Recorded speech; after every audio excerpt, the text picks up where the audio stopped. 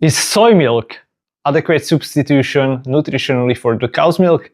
Here is what they found in the new trial of 17 studies. Story told short, soy milk is an adequate substitution, but here is what's also interesting.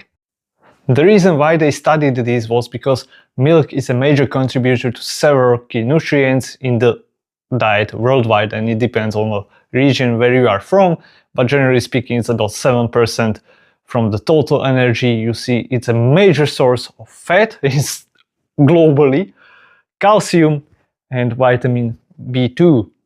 So in this study they took 17 trials that were controlled and took over 30 days, and they had more than 500 participants in total, and they compared 500 milliliters a day of milk, soy milk and unsweetened soy milk.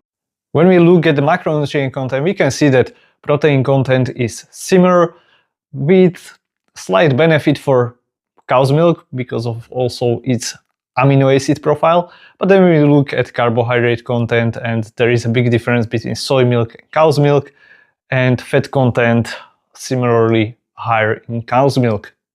The key difference in the fat content is that soy milk has no saturated fat at all, while cow's milk has some.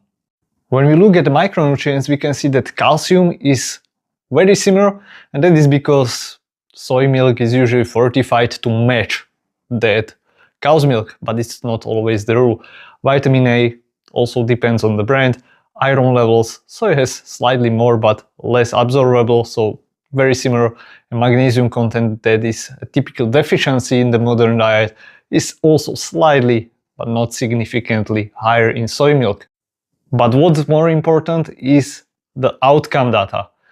And we can see blood profile changes. So for example, bad cholesterol decreased slightly, moderately, and good cholesterol very trivially increased.